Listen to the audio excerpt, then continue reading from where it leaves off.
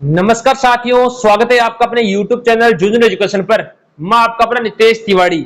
मित्रों, आज अपने इस वीडियो में बात करेंगे राजस्थान यूनिवर्सिटी जयपुर है, उसका BA, BSc, BCom, BCA, BBA यानी कि यूजी के जो बीए, बीएससी, बीकॉम और बीसीए, बीबीए है, उसमें एक पेपर लगता है एसईसी का, स्किल इनहेंसमेंट कोर्स। अब इस एसईसी के पेपर में भी भाई बहुत सारे पार्ट्स होते हैं। तो आज जिस एसईसी के जिस पेपर की बात करेंगे उसका नाम रहेगा इफेक्टिव कम्युनिकेशन स्किल। ठीक है, एसईसी में जितने भी पेपर होंगे सबके इंपोर्टेंट क्वेश्चन मैं बताऊंगा। तो जो विद्यार्थी पहली बार वीडियो देख रहे हैं जूनियर एजुकेशन के साथ, वो सारे लोग चैनल को सब्सक्राइब कर लीजिए, ताकि जैसे ही हम अगली क्लास अपलोड करें तो आपके पास नोटिफिकेशन पहुंचे, आपको किसी का इंतजार नहीं करना पड़े, डायरेक्ट आपके मोबाइल पर स्क्रीन पर नोटिफिकेशन आ जाए। तो सारे विद्यार्थी चैनल को सब्सक्राइब कर लीजिए भाई। एसईसी का पेपर है इफेक्टिव कम्युनिकेशन स्किल। दूसरा काम आपको करना है, टेलीग्राम चैनल को ज्वाइन कर लेना है आवश्यक रूप से। चैनल का नाम रहेगा झुंझुनू एजुकेशन। इसकी लिंक हमने वीडियो का डिस्क्रिप्शन दे दिया, वहां से आप ज्वाइन कर सकते हो। इंस्टाग्राम को सारे लोग फॉलो कर लेना। क्यों कर लेना? क्योंकि इंस्टाग्राम पर आपको सारी अपडेट्स मिलते रहेंगे स्टोरी के माध्यम से। और दूसरी चीज, इंस्टाग्राम को फॉलो करके मैसेज में आप अपना नाम और राजस्थान यूनिवर्सिटी लिख के भेजोगे तो आपको राजस्थान यूनिवर्सिटी ग्रुप में भी जोड़ दिया जाएगा। लेकिन दो चीजें भेजनी है, खुद का नाम लिख के भेजना मैसेज में और राजस्थान यूनिवर्सिटी लिख के भेजना है। भाई सारे लोगों को सब्सक्राइब जरूर कर लेना है और इस इंस्टा को फॉलो कर लेना है। यूनिट फर्स्ट में चलेंगे। पहला क्वेश्चन है, कम्युनिकेशन का अर्थ क्या है? मित्रों, इस पेपर में जो एसईसी का पेपर है एमसीक्यू होगा। मल्टीपल चॉइस क्वेश्चन आते हैं ना, चॉइस क्वेश्चन जो आप अपने हिसाब से करोगे, जैसे 4 ऑप्शन आते हैं उसमें से एक सही रहेगा, वो क्वेश्चन आने वाले हैं। तो अच्छी तरीके से आप लोग पढ़ लेना भाई। कम्युनिकेशन का अर्थ है सूचना विचारों का आदान प्रदान करना। Option number B correct answer B होगा ना। कम्युनिकेशन एक प्रकार की प्रक्रिया है, एक तरफा है? नहीं, दो तरफा है भाई। दो तरफा प्रक्रिया, option number B correct answer होगा कम्युनिकेशन का। कम्युनिकेशन का पहला तत्व कौन सा है? अच्छा क्वेश्चन है। कम्युनिकेशन का पहला तत्व कौन सा है? रिसीवर है? नहीं। प्रतिक्रिया? नहीं। प्रेषक? यस। करेक्ट आंसर होगा सी। संदेश प्राप्त करने वालों क्या कहते हैं? संदेश है उसको क्या कहते हैं भाई? रिसीवर कहेंगे उसको। भेजने वाले को प्रेषक कहेंगे और रिसीवर कहेंगे किसको? प्राप्तकर्ता। जो संदेश प्राप्त करता है उसको अपन रिसीवर बोलेंगे। तो ऑप्शन नंबर सी इसका करेक्ट आंसर होगा। आप अगर इंग्लिश में वर्ड्स को देखोगे ना तो ज्यादा समझ में आए आपका। ठीक है ना। एनकोडिंग का अर्थ क्या है? तो इसका अर्थ है भाई, जो विचारों को शब्दों या संकेतों में बदलना। विचार उनको शब्दों में या संकेतों में बदलना क्या कहलाता है? एनकोडिंग कहलाता है। डिकोडिंग का अर्थ क्या है? संदेशों को समझना। भेजना भी नहीं होगा, लिखना भी नहीं होगा, छापना नहीं। संदेशों को समझना क्या बोलते हैं? डिकोडिंग बोलते हैं।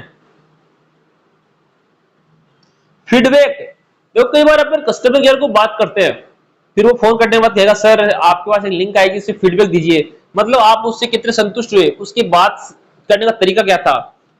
फीडबैक क्या होता है? जो प्राप्तकर्ता की प्रतिक्रिया, कि आपने प्राप्त किया उसकी प्रतिक्रिया क्या दे रहे हो आप लोग, उसको अपन फीडबैक बोलेंगे। निम्न में से कौन कम्युनिकेशन का घटक नहीं है? प्रेषक भी है, प्राप्तकर्ता भी है, प्रतिक्रिया भी है, एवं बिजली ये नहीं है भाई। बिजली इसका कम्युनिकेशन का घटक नहीं है कम्युनिकेशन का। तो एक डी इसका करेक्ट आंसर होगा। वर्बल कम्युनिकेशन किसे कहते हैं? तो शब्दों के संचार को वर्बल कम्युनिकेशन कहते हैं। ओरल कम्युनिकेशन क्या है? तो ओरल कम्युनिकेशन है जो बोलना और सुनना है, उसको अपन ओरल कम्युनिकेशन बोलेंगे, जिसमें बोलना और सुनना दोनों आए। रिटन कम्युनिकेशन का उदाहरण क्या है? लेटर। तो रिटन आ गया ना तो लिखना, समझ जाओगे रिटन का मतलब आ गया, तो आप लोग लिखना ही देखेंगे। सुनना, मुस्कान, ये रिटन नहीं होता है ना। तो रिटन का अर्थ है लिखना, लिखना यानी पत्र। निम्न में से कौन सा नॉन वर्बल कम्युनिकेशन का उदाहरण है? तो चेहरे का भाव है वो नॉन वर्बल है। ये भी, ये सारे वर्बल है भाई। स्पीच वर्बल है, स्मेल वर्बल, लेटर वर्बल है। तो नॉन वर्बल है वो फेशियल एक्सप्रेशन है। कम्युनिकेशन बैरियर क्या है? बैरियर मतलब देखो कभी कहते हैं ना कि पुलिस ने बैरियर लगा दी, मतलब उसमें बाधा लगा दी। और कम्युनिकेशन बैरियर, कम्युनिकेशन संचार में बाधा, कम्युनिकेशन में बाधा, तो इसका आंसर होगा संचार में बाधा, बी करेक्ट आंसर। कम्युनिकेशन में नॉइज का क्या है? संचार में व्यवधान, नॉइज का अर्थ है डिस्टर्बेंस इन कम्युनिकेशन। भाषा का अंतर किस प्रकार की बाधा है? भाषाई बाधा। भाषा का अंतर हो गया तो भाषा ही आ गया ना, ऑप्शन नंबर ए होगा। निम्न में से कौन सा कम्युनिकेशन का प्रकार का कौन सा है? निम्न में से कम्युनिकेशन का प्रकार कौन सा है? तो सारे हो गए, तो रिटर्न भी, लिखित भी होगा, मौखिक भी होगा, अमौखिक भी होगा, तो ये सारी चीजें इसमें आती है, किसमें? कम्युनिकेशन में। इफेक्टिव प्रभावशाली संचार है, उसका मुख्य उद्देश्य क्या है? समझ और समन्वय बढ़ाना, करेक्ट आंसर बी। क्योंकि भ्रम पैदा करना भी नहीं होगा, समय नष्ट करना भी नहीं होता है। इफेक्टिव, इफेक्टिव बनाना है तो कुछ ना कुछ अच्छा सीखना पड़ेगा। Option number B correct answer. संदेश भेजने के माध्यम को क्या कहते हैं मित्रों? माध्यम कहते हैं, चैनल कहते हैं। इफेक्टिव कम्युनिकेशन के लिए क्या आवश्यक है? तो स्पष्ट संदेश ही इफेक्टिव कम्युनिकेशन को दर्शाता है, क्लियर मैसेज। भावनाओं से उत्पन्न बाधा क्या कहलाती है?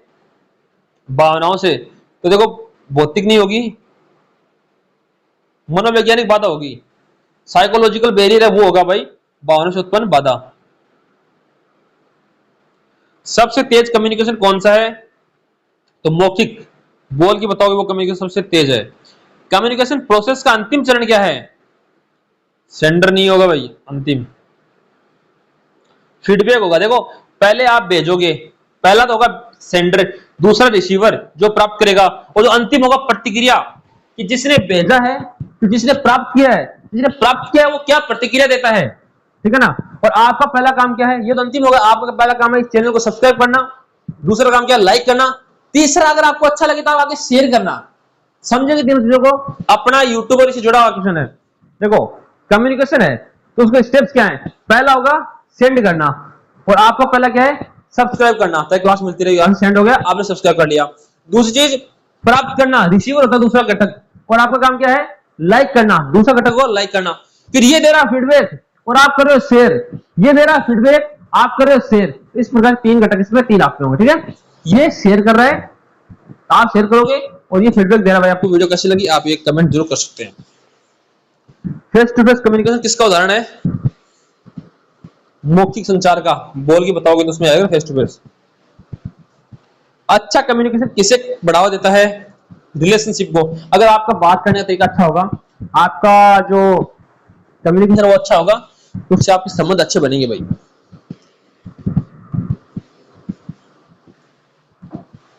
कम्युनिकेशन का मुख्य उदाहरण नहीं बल्कि मुख्य उद्देश्य क्या है? सूचनाओं का आदान प्रदान करना, ऑप्शन नंबर एक correct answer.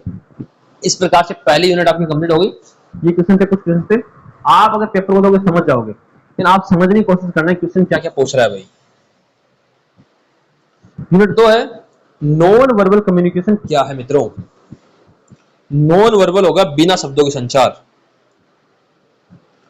Non verbal communication का उदाहरण कौन सा है? चेहरे के भाव, जिसमें जो शब्द नहीं आते, जैसे चेहरे के भाव में आपके चेहरे में शब्द थोड़ा लिखेंगे, अगला आपका चेहरा देख के पता चल जाएगा कि आप क्या करना चाहते हो। कई बार आप स्माइल देते हो ना किसी को देख के, तो उससे भावनाएं आपकी प्रकट होती है। तो चेहरे के भाव है वो नॉन वर्बल कम्युनिकेशन के अंतर्गत आता है। बॉडी लैंग्वेज का संबंध किससे है? बॉडी का मतलब आ गया तो शारीरिक हाव भाव से आ गया। नेक्स्ट है आई कांटेक्ट, विश्वास और ध्यान दिखाना। आप आई कांटेक्ट, सामने वाले की आंखों में आंखें डालकर आप बात करोगे तो आपका कम्युनिकेशन और भी अच्छा होगा। निम्न में से कौन नॉन वर्बल कम्युनिकेशन का माध्यम नहीं है? नॉन कम्युनिकेशन का तो भाई स्पीच नहीं है, इसमें शब्दों का उपयोग होता है। फेशियल एक्सप्रेशन का अर्थ क्या है? फेशियल मतलब चेहरा, चेहरे के भाव। गेस्चर का अर्थ क्या है? What is gesture?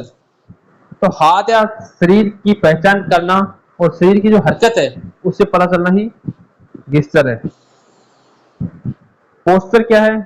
बैठने या खड़े होने की मुद्रा को अपन पोस्चर बोलते हैं। ये वर्ड थोड़ा ध्यान देख लेना, पोस्चर गेस्चर क्या होते हैं, यहाँ से क्वेश्चन बनने की पूरी पूरी संभावना रहती है भाई।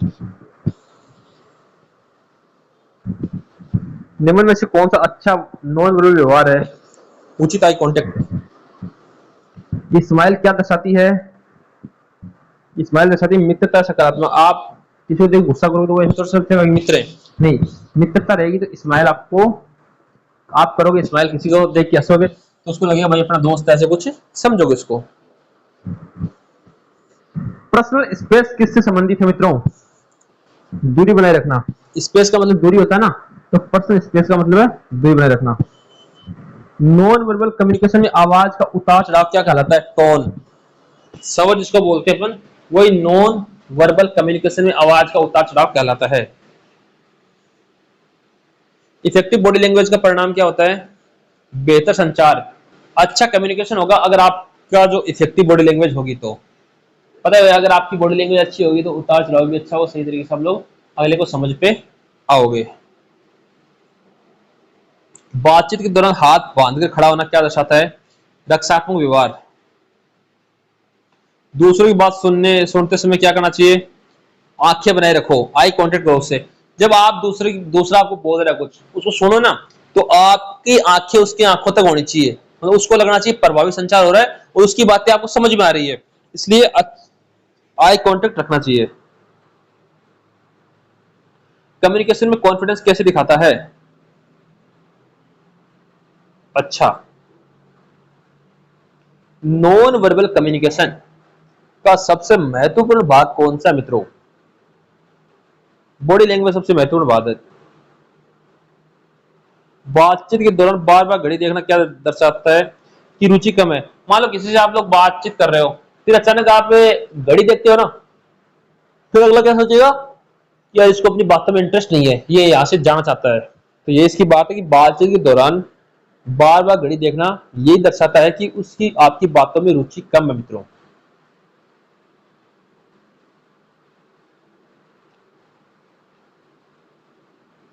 डूज ऑफ नॉन कम्युनिकेशन में क्या शामिल है? मुस्कुराना। डोंट में कि भाई क्या नहीं कर सकते, क्या नहीं करना चाहिए? बार बार मोबाइल देखना। नोडिंग, सिर हिलाना जिसको भी बोलते हैं, सामान्यतः क्या दर्शाता है? सहमति। आप इस पेपर को जब एग्जाम में देने जाओगे भाई सारे क्वेश्चन कर दोगे। अगर आपने देखो पूछा है कि आप किसी को कुछ पूछ रहे हो और उसे सिर हिला दिया, तो उसका मतलब सहमति है भाई, एग्री है वो आपकी बात से। उचित ड्रेस कोड क्या दर्शाता है? तो इसमें व्यवसायिकता दर्शाता है कि आपका जो ड्रेस कोड है उससे पता चलता है कि आप कैसे इंसान हो। गई स्वाभाविक सी बात है, अगर आप लोग देख रहे हो तो उसे पता चल जाएगा। नॉन वर्बल कम्युनिकेशन सबसे अधिक किस में सहायक है? भावनाओं को व्यक्त करने में, क्योंकि नॉन वर्बल में शब्दों का उपयोग नहीं करता और शब्दों का उपयोग अपन भावनाओं में नहीं करते, और जगह तो करना पड़ता है भाई। पॉजिटिव बॉडी लैंग्वेज से क्या बढ़ता है? विश्वास। इफेक्टिव नॉन वर्बल कम्युनिकेशन का मुख्य उद्देश्य क्या है? संदेश को स्पष्ट और प्रभावी बनाना। यूनिट नंबर 3 है मित्रों, एक बार सारे लोग शेयर कर दीजिए ना, मैंने कहा ना आपका एक घटक है, शेयर कर दीजिए और इंस्टाग्राम पर अपना नाम और राजस्थान यूनिवर्सिटी लिख के भेज देना, आपको ग्रुप की लिंक मिल जाएगी, सभी को ग्रुप ज्वाइन करना है भाई। यूनिट 3 का पहला क्वेश्चन है साथियों, लिसनिंग का अर्थ क्या है? तो लिसनिंग का अर्थ है ध्यानपूर्वक सुनकर समझना। इफेक्टिव लिसनिंग का मुख्य उद्देश्य क्या है? समझ बढ़ाना। अगर अच्छे से सुनोगे आप लोग तो आपकी समझ बढ़ेगी। कहते हैं ना कि अच्छा वक्ता बनने के लिए अच्छा श्रोता होना आवश्यक है। आप जब तक सही तरीके से सुनोगे नहीं तो आप अच्छे तरीके से बोल नहीं पाओगे। हियरिंग एंड लिसनिंग में क्या अंतर है? प्राकृतिक है, एक कौशल है। हियरिंग जो है वो प्राकृतिक और लिसनिंग है वो कौशल है। इफेक्टिव लिसनिंग के लिए क्या क्या आवश्यक है? ध्यान, जल्दबाजी में कभी इफेक्टिव नहीं बने, गुस्सा भी नहीं, शेर भी नहीं। निम्न में से कौन सा लिसनिंग स्किल को प्रभावित करता है भाई? सुनना। तो इसमें शोर ही आएगा, यही करेगा ना प्रभावित। मुस्कान तो नहीं करेगी, ड्रेस भी नहीं करेगा, हस्ताक्षर भी नहीं करेगा। एक्टिव लिसनिंग क्या है? ध्यानपूर्वक सुनना और प्रतिक्रिया देना, पहला इस करेक्ट आंसर।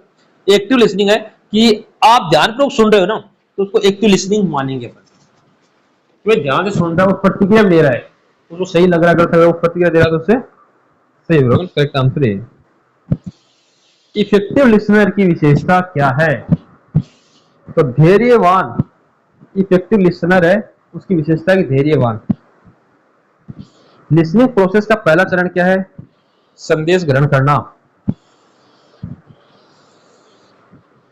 लिसनिंग में फीडबैक क्यों महत्वपूर्ण है? समझ की पुष्टि करता है। निम्न में से कौन पुअर लिसनिंग हैबिट है? बीच में टोकना। लिसनिंग का कौन सा प्रकार जानकारी प्राप्त करने के लिए होता है? Informative listening. इंफॉर्मेटिव लिसनिंग है वो जानकारी प्राप्त करने के लिए होता है। क्रिटिकल लिसनिंग का उद्देश्य क्या है? विश्लेषण और मूल्यांकन करना। एम्पैथेटिक लिसनिंग क्या है और इसका संबंध किससे है? अच्छा क्वेश्चन है भाई। दूसरों की भावनाओं को समझना ही एम्पैथेटिक लिसनिंग है। अप्रिसिएटिव लिसनिंग किस लिए किया जाता है? तो आनंद और मनोरंजन के लिए, इंजॉयमेंट एंड अप्रिसिएशन के लिए अप्रिसिएटिव लिसनिंग उपयोग लिया जाता है। मैं आपको बार बार बोल रहा हूँ ना, ये जो वर्ड्स है ना, अगर आपको समझना है तो आप इंग्लिश में समझना, क्योंकि स्किल्स वाला पेपर है, ये इंग्लिश में समझोगे तो ज्यादा सही रहेगा भाई। और हिंदी के चक्कर पड़ेगा तो संचार वंचार करते रह जाओगे। लिसनिंग में सबसे बड़ी बाधा क्या है? शोर। सुनोगे आप और वहां अगर बहुत सारे लोग आवाज करें तो बाधा बढ़ेंगे ना, वो है इसमें। इफेक्टिव लिसनिंग से क्या बढ़ता है भाई? संचार बढ़ता है, कम्युनिकेशन बढ़ता है। पूरा पेपर ही संचार पे है तो संचार बढ़ेगा ना। लिसनिंग स्किल विकसित करने के लिए क्या करना चाहिए? भाई सीधी सी बात, ध्यान से सुनोगे तो आपकी लिसनिंग स्किल विकसित होगी। बातचीत करने के दौरान आई कांटेक्ट क्यों आवश्यक है? रुचि और ध्यान दर्शाता है। अगर आप आई कांटेक्ट रखोगे तो अगला सोचेगा कि इसकी रुचि है और ध्यान है। लिसनिंग में नोट टेकिंग का क्या लाभ है? जानकारी याद रखने में सहायता। इफेक्टिव लिसनिंग किसका आधार है भाई? अच्छा संचार का। करेक्ट आंसर ये। आर्गुमेंट भी नहीं है, साइलेंस भी नहीं है, कंफ्यूजन भी नहीं है, अच्छा संचार है, तो इफेक्टिव लिसनिंग इसका आधार होगा। इफेक्टिव लिसनर वक्ता को क्या देता है? रिस्पेक्ट देता है। इफेक्टिव लिसनर है तो वक्ता को क्या देता है? सम्मान देता है। निम्न में से कौन लिसनिंग बैरियर नहीं है? मतलब सुनने में बाधा नहीं है, तो ध्यान नहीं है भाई। नॉइज भी होगा, डिस्ट्रैक्शन भी होगा, प्रेडेक्स भी होगा। ये जो ध्यान है, अगर आप ध्यान लगाए सुनोगे तो लिसनर बैरियर नहीं माने जाओगे। नेक्स्ट है, लिसनिंग स्किल का उपयोग कहां होता है? शिक्षा और कार्यस्थल दोनों में। Most important. अगले ऑप्शन भी देख लेते हैं। तो अगला ऑप्शन क्या है? विद्यालय में नहीं, घर में नहीं, कार्य में। मतलब विद्यालय और कार्य दोनों में भाई, जहां दोनों आ गए तो दोनों में ही होगा। Option number 1 correct answer. जहां आपको बताया गया है दोनों वर्ड सारे, देखो एक तो इसमें दोनों आता है, एक उपरोक्त से भी आता है। अगर उपरोक्त से भी आता है तो आपको वही करना है, क्योंकि अधिकतर चांस रहेंगे उपरोक्त से भी आने के। इफेक्टिव लिसनिंग का परिणाम क्या है? बेहतर समझ। लिसनिंग स्किल का सबसे बड़ा लाभ क्या है?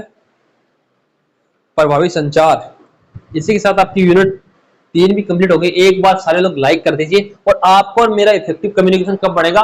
जब मैं वीडियो अपलोड करूंगा, आप तुरंत देखोगे। आप चैनल को सब्सक्राइब करके वीडियो को शेयर कर दोगे तो आपका काम होगा फीडबैक अच्छा देना और इफेक्टिव अपना कम्युनिकेशन बना रहेगा। तो सारे लोग चैनल को सब्सक्राइब करके वीडियो लाइक कर दो। यूनिट 4 का पहला क्वेश्चन है, प्रेजेंटेशन क्या है? किसी चीज को प्रेजेंट करना, तो जानकारी को प्रभावी ढंग से प्रस्तुत करना।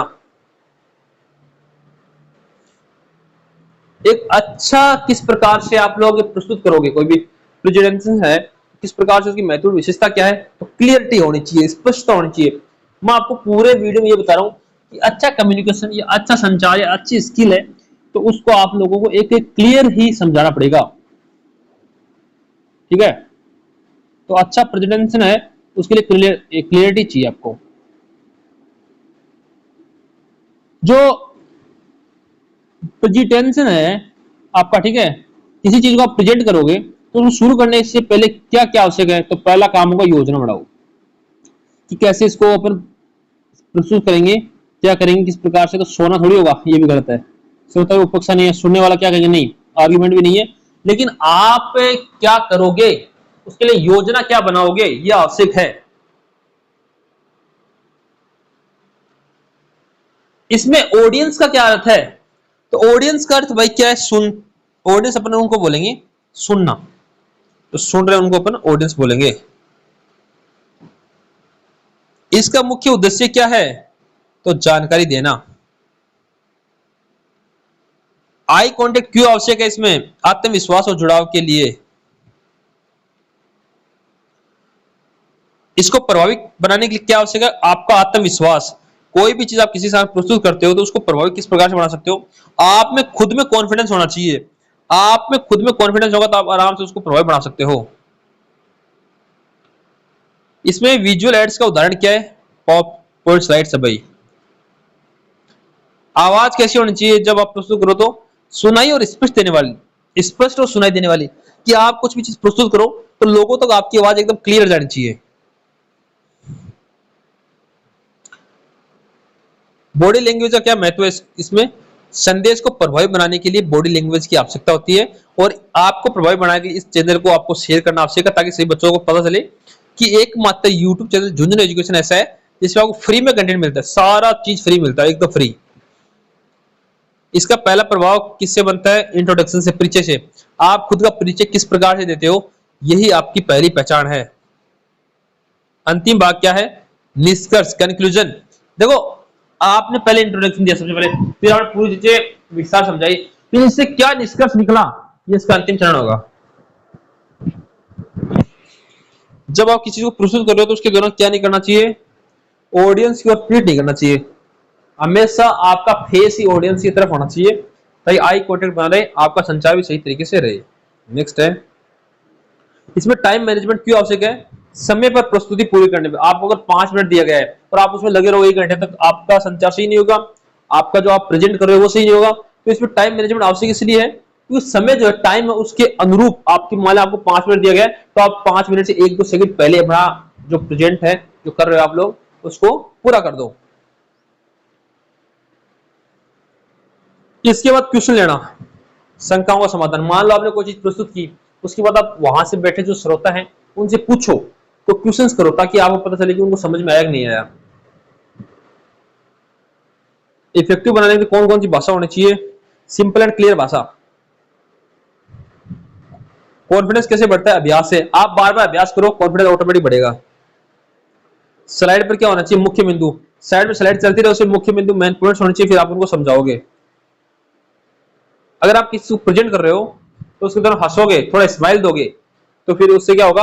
आत्मविश्वास और सकारात्मक पता चलेगा कि भाई आप आत्मविश्वास, आप में कॉन्फिडेंस है, एंड आप में पॉजिटिविटी भी है, सकारात्मकता भी है। तो ये चीज आपको उसमें दर्शाती है।